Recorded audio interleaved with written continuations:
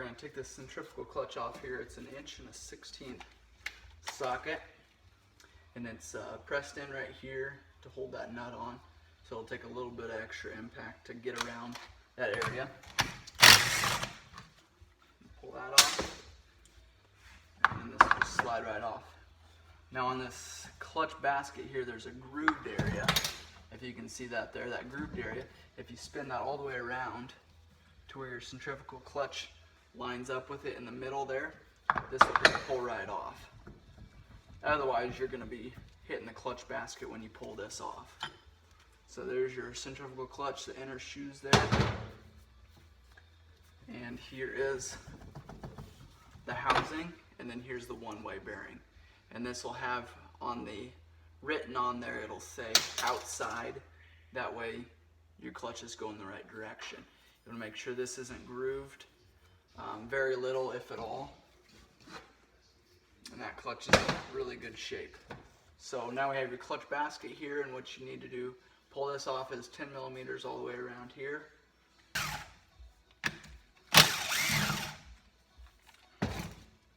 Now we can take just the top plate off this cover here, and try to do that without putting bolts all over the place. These have to be all the way out for that to happen. And then we've got a nut on the inside here, and same retainer style here. Get a flat screwdriver and tap down this retainer. That way the nut will spin. Once that's flat, grab the socket again, loosen this up. This will spin, so you want to hold it. That nut's off. Now what I do is put this back on, and I'll show you why here in a second.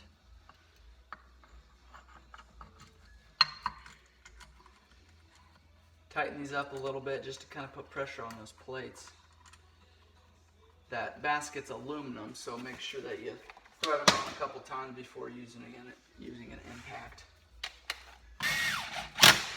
Now when those are all on, you can take and pull this whole basket out together. If you don't put it back together, your plates will go everywhere, and it just takes some time to put it all back together. Now this here is a washer, and you've got a little bit of a turn to get past these splines here. Otherwise that basket isn't going to come off. So turn it maybe a 1/16 or an 1/8 of a turn and slide those up. Those splines match up there. Now you'll be able to pull this off. And then I always take and put these back together so everything's in the right order and held in place. So there's your clutch basket assembly there. Here's your countershaft gear. That nut we loosened up already. To split the case, you'll have to pull this apart. And then actually this oil line is going to be in the way too. We've got a gear position sensor here. Looks like the corner of that is broken off. You can see that there.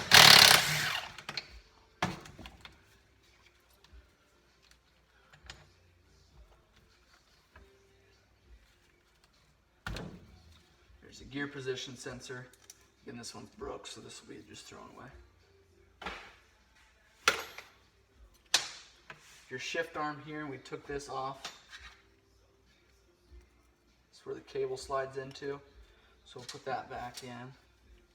Pull this oil line off. 12mm banjo bolts.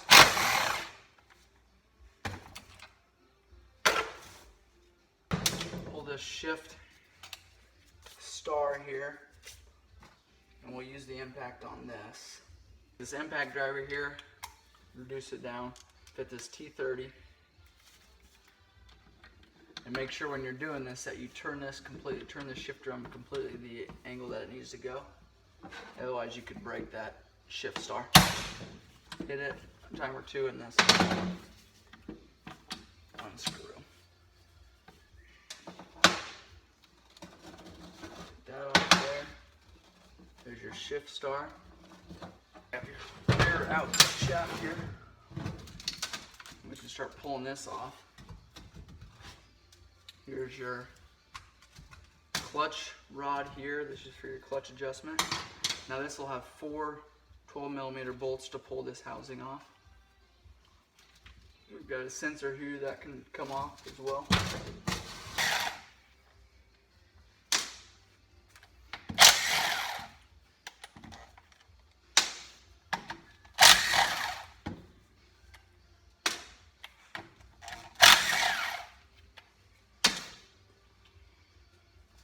Alright, and then we'll leave this until we split that case. Pull the sensor off. 19mm, and that'll just come right out of there. There's your sensor there. We're gonna go back and see if we can get that oil pump off of there in the position that it's in. The impact driver.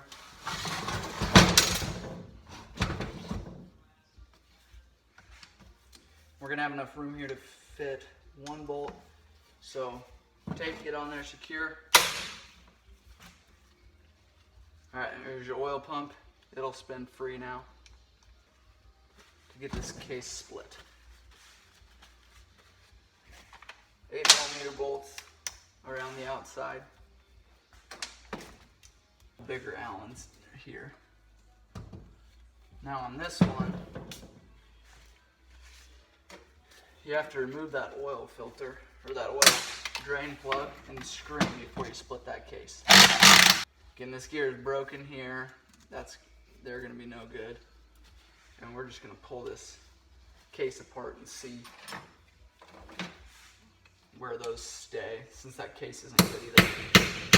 A couple Allens here that we got to take out. If you use an impact on these, a lot of times it'll round those heads off. So I like to just do these by hand. It takes a little. I only got these 3 out. We'll flip the case over to see if there's any other bolts holding this on. Pull all the 8mm bolts around the outside.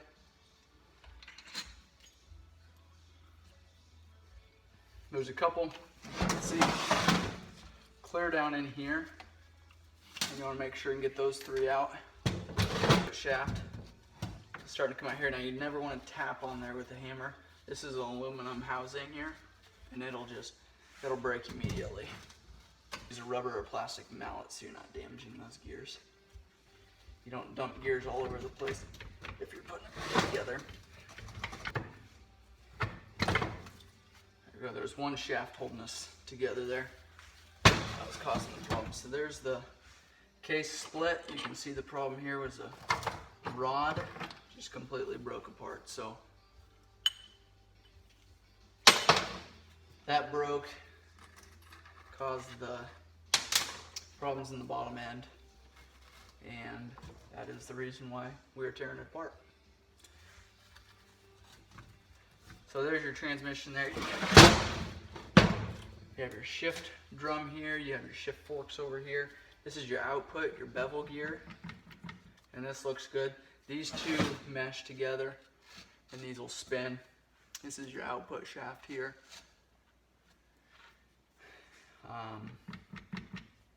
This connects the transmission to the output shaft and goes out your front and your rear for your drive.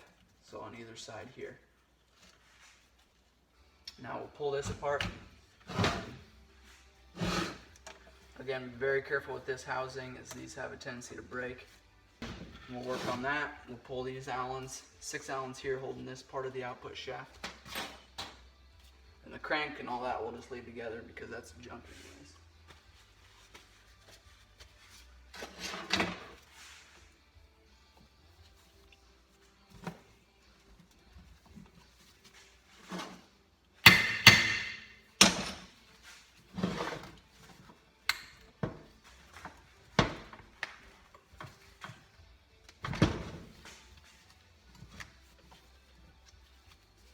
On these, you want to make sure your Allen wrench is in there good and tight.